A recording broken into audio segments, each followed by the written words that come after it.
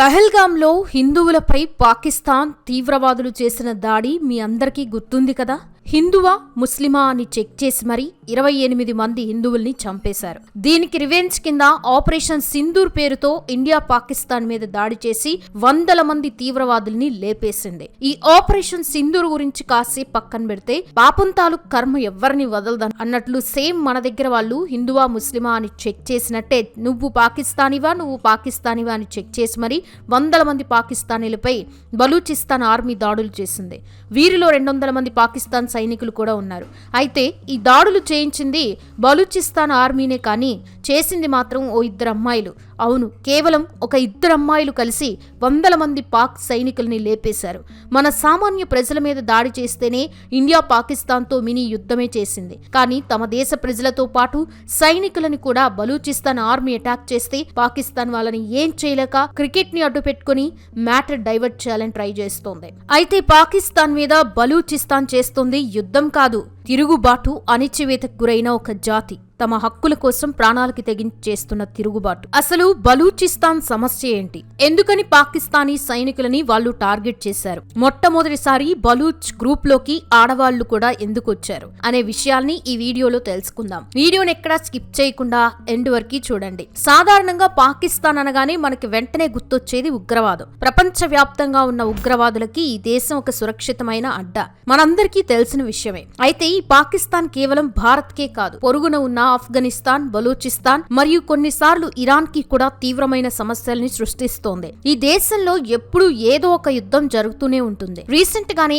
ఆఫ్ఘనిస్తాన్ లోని తాలిబాన్లు పాకిస్తాన్ సైనికులని బోర్డర్ ఏరియాలో వేటాడి మరీ చంపిన ఘటనలు సోషల్ మీడియాలో వైరల్ అయ్యాయి. కానీ ఇప్పుడు పరిస్థితులు అంతకంటే దారుణంగా దిగజారాయి. బలూచిస్తాన్ లిబరేషన్ ఆర్మీ మళ్లీ అత్యంత శక్తివంతంగా యాక్టివేట్ అయింది. వీరు కేవలం దాడులు చేయడం మాత్రమే కాదు, పాకిస్తాన్ లోని దాదాపు 40 లొకేషన్లని మరియు 20 నగరాలని తమ అధీనంలోకి తీసుకున్నారు. ఒక్కసారి ఊహించుకోండి, ఒక దేశంలోని 20 నగరాలని ఒక ఆర్మోడ్ గ్రూప్ క్యాప్చర్ చేయడం అంటే అది మామూలు విషయం కాదు. దీనిని బట్టి బలూచిస్తాన్ లిబరేషన్ ఆర్మీ ఎంత బలంగా మారిందో, పాకిస్తాన్ సైన్యం ఎంత బలహీనపడిందో క్లియర్ గా అర్థమైపోతుంది. 2 రోజుల క్రితం జరిగిన ఈ భారీ దాడుల్లో దాదాపు 200 మంది పాకిస్తాన్ సైనికులు ప్రాణాలు కోల్పోయారు. ఈ దాడులకి బలూచిస్తాన్ లిబరేషన్ ఆర్మీ పెట్టిన పేరు ఆపరేషన్ హెరోఫ్. బలూచిస్తాన్ భాషలో హెరోఫ్ అంటే నల్లటి గాలివాన అని అర్థం. నిజంగానే ఇది పాకిస్తాన్ సైన్యానికి ఒక చీకటి తుఫాన్లా మారింది. అయితే ఈసారి జరిగిన దాడుల్లో అందరికీ ఆశ్చర్యపరిచిన, షాక్ కి గురి చేసిన విషయం ఏంటంటే బలూచిస్తాన్ లోని మహిళలు స్వయంగా ఆయుధాలు పట్టుకుని పోరాటంలోకి దిగారు. వీరిని ఫిదాయున్ అని పిలుస్తారు. అంటే మహిళా సూసైడ్ బాంబర్లు అని అర్థం. సాధారణంగా ఉగ్రవాద సంస్థల్లో మగవాళ్లే ఇలాంటి పనులు చేస్తూ ఉంటారు. కానీ ఇక్కడ మహిళలే స్వచ్ఛందంగా ముందుకి రావడం అందరినీ షాక్ అయ్యేలా చేసింది. ఈ ఆపరేషన్ లో అసీఫా మంగల్ అనే ఒక మహిళ ఫిదాయున్ కీలక పాత్ర పోషించింది. ఆమె పాకిస్తాన్ ఇంటెలిజెన్స్ హెడ్ క్వార్టర్స్ కి వెళ్లి తనని తాను పేల్చుకుంది.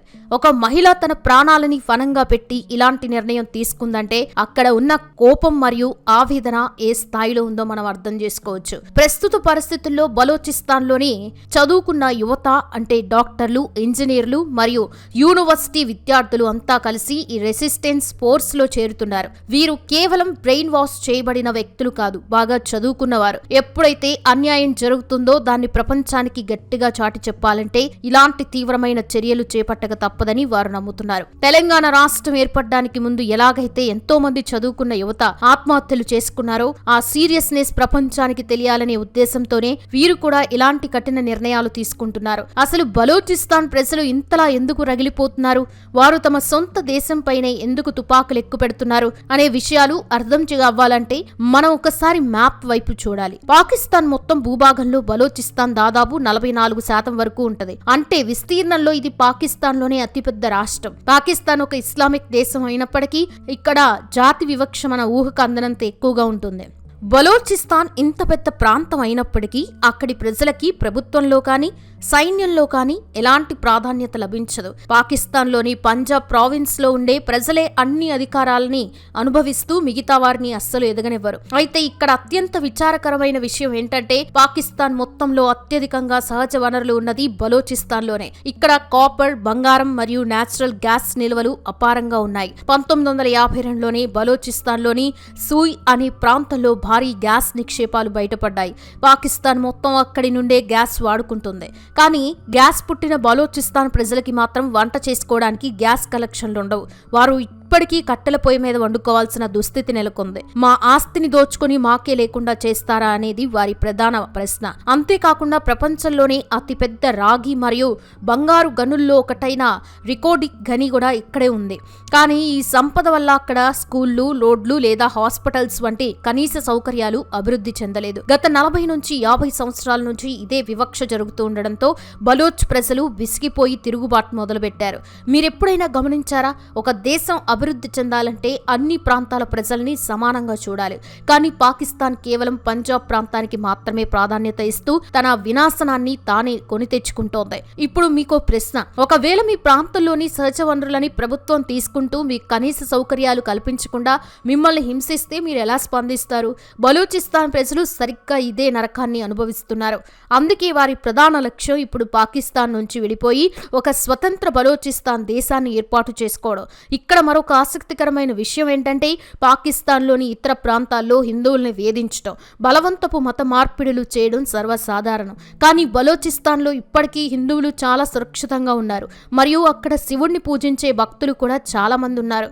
మిగతా పాకిస్తాన్తో పోలిస్తే ఇక్కడ హిందూ దేవాలయాలు కూడా ఎక్కువే ఉండడం విశేషం. ఇక ఈ మొత్తం గొడవల్లో పాకిస్తాన్ ఆర్మీ మరియు ISI చేస్తున్న దారుణాల వర్ణనాతీతం. మీరు బలోచిస్తాన్లోని యువకులని, స్టూడెంట్లని మరియు తమ హక్కుల కోసం అడిగే వారిని రాత్రికి రాత్రి ఎత్తుకెళ్లిపోతారు. వారు ఎక్కడికి వెళ్లారు, చనిపోయారా లేక బ్రతికున్నారా అనేది వారి సభ్యులకు కూడా తెలియదు. దశాబ్దాలుగా వేల మంది యువకులు ఇలా మాయమైపోయారు. తమ పిల్లల ఆచూకీ కోసం తల్లులు రోడ్ల మీద ఏళ్ల తరబడి ధర్నాలు చేస్తున్నా పట్టించుకునే నాదుడే లేడు. ఈ అణిచివేత మరియు వివక్షే బలోచిస్తాన్ లిబరేషన్ ఆర్మీ పుట్టుకి కారణమయ్యాయి. ప్రస్తుతం జరుగుతున్న ఆపరేషన్ హెరోఫ్లో భాగంగా వారు కేవలం సైనిక స్థావరాల మీద మాత్రమే కాదు, కీలకమైన రవాణా మార్గాల మీద కూడా దాడులు చేశారు. బలూచిస్తాన్లోని ముసాఖేల్ జిల్లాలో హైవే మీద వెళ్తున్న బస్సుల్ని, ట్రక్కుల్ని ఆపి ప్రయాణికులు ID కార్డులు చెక్ చేసి ఎవరైతే బలూచిస్తాన్ కాకుండా పాకిస్తాన్లోని మిగతా ప్రాంతాలకి చెందినవారో వారిని విడిగా తీసుకెళ్లి కాల్చి చంపేశారు. ఇది వినడానికి చాలా దారుణంగా అనిపించవచ్చు, కానీ అక్కడి ప్రజల ఆగ్రహం ఆ స్థాయికి చేరుకుంది. ఈ బలూచిస్తాన్ గొడవల వల్ల కేవలం పాకిస్తాన్కే కాదు, చైనాకు కూడా పెద్ద దెబ్బ తగిలింది. చైనా తన CPEC ప్రాజెక్టు ద్వారా బలోచిస్తాన్లోని గ్వాదర్ పోర్ట్లో బిలియన్ల కొద్దీ డాలర్లు ఇన్వెస్ట్ చేసింది. పాకిస్తాన్ మరియు బంగ్లాదేశ్ ద్వారా ఇండియాను చుట్టుముట్టి ఇండియన్ ఓషియన్లో తన ఆధిపత్యం చెలాయించాలని చైనా మాస్టర్ ప్లాన్ వేసింది. కానీ బలోచిస్తాన్ ఆర్మీ చైనా ఇంజనీర్లపై మరియు వర్కర్లపై నిరంతరం దాడులు చేస్తోంది. చైనా వచ్చి తమ వనరులని దోచుకుంటుందని, కానీ లోకల్ ప్రజలకి ఆ ప్రాంతాల్లో ఎంట్రీ కూడా ఇవ్వడం లేదని బలోచ్ ప్రజల ఆగ్రహం. దీనివల్ల చైనా వర్కర్లు భయపడి పారిపోతున్నారు మరియు చైనా తన పన్నులన్నిటినీ ప్రస్తుతం సస్పెండ్ చేసింది. పాకిస్తాన్ పై ఏ చిన్న దాడి జరిగినా వారు వెంటనే చేసే పనేంటంటే భారతదేశం వైపు వేలెత్తి చూపటం. ఈ దాడుల వెనుక ఇండియా యొక్క హస్తం ఉందని, భారత్ వారికి ఆయుధాలు మరియు నిధులు ఇస్తోందని పాకిస్తాన్ ఆరోపిస్తోంది. తమ ఇంటెలిజెన్స్ ఫెయిల్యూర్లని కప్పిపుచ్చుకోవడానికి పాకిస్తాన్ ఎప్పుడూ వాడే పాత సాకు ఇదే. అయితే దీనికి భారత్ చాలా బలంగా సమాధానం ఇచ్చింది. మీ ఇంట్లో పుట్టిన మంటలకి మమ్మల్ని బాధ్యుల్ని చేయడం మానేయండి అని గట్టిగా వార్నింగ్ ఇచ్చింది. ఆధారాలు లేకుండా నిందలు వేయడం పాకిస్తాన్ కి అలవాటేనని, బలోచిస్తాన్ సమస్య అనేది పాకిస్తాన్ యొక్క అంతర్గత అణిచివేత వల్ల పుట్టిందని భారత్ స్పష్టం చేసింది. అంతర్జాతీయ మీడియా కూడా ఇప్పుడు పాకిస్తాన్ మాటని సీరియస్ గా తీసుకోవడం మానేసింది. ఎందుకంటే పాకిస్తాన్ యొక్క క్రెడిబిలిటీ పూర్తిగా తగ్గిపోయింది. జియో పొలిటికల్ నిపుణులు విశ్లేషణ ప్రకారం రాబోయే 4-5 సంవత్సరాల్లో పాకిస్తాన్ ముక్కలవడం దాదాపు ఖాయంగా కనిపిస్తోంది. చరిత్రను ఒక్కసారి చూస్తే 1947లో భారత్ నుండి విడిపోయి పాకిస్తాన్ ఏర్పడింది. ఆ తర్వాత 1971లో పాకిస్తాన్ యొక్క అణిచివేతని భరించలేక తూర్పు పాకిస్తాన్ విడిపోయి బంగ్లాదేశ్గా అవతరించింది. ఇప్పుడు సరిగ్గా 1971 నాటి పరిస్థితులే బలోచిస్తాన్లో కనిపిస్తున్నాయి. బలోచిస్తాన్ గనుక ఒక స్వతంత్ర దేశంగా మారితే అది భారతదేశానికి వ్యూహాత్మకంగా చాలా ప్రయోజనకరం. పాకిస్తాన్ భౌగోళికంగా చిన్నదిగా మారిపోవడమే కాకుండా ఆర్థికంగా మరియు సైనికంగా పూర్తిగా బలహీనపడుతుంది. అప్పుడు సరిహద్దుల్లో ఉగ్రవాదాన్ని కంట్రోల్ చేయడం మనకి చాలా సులభమవుతుంది. బలోచిస్తాన్ మనకి ఒక మిత్ర దేశంగా సహకరిస్తోంది.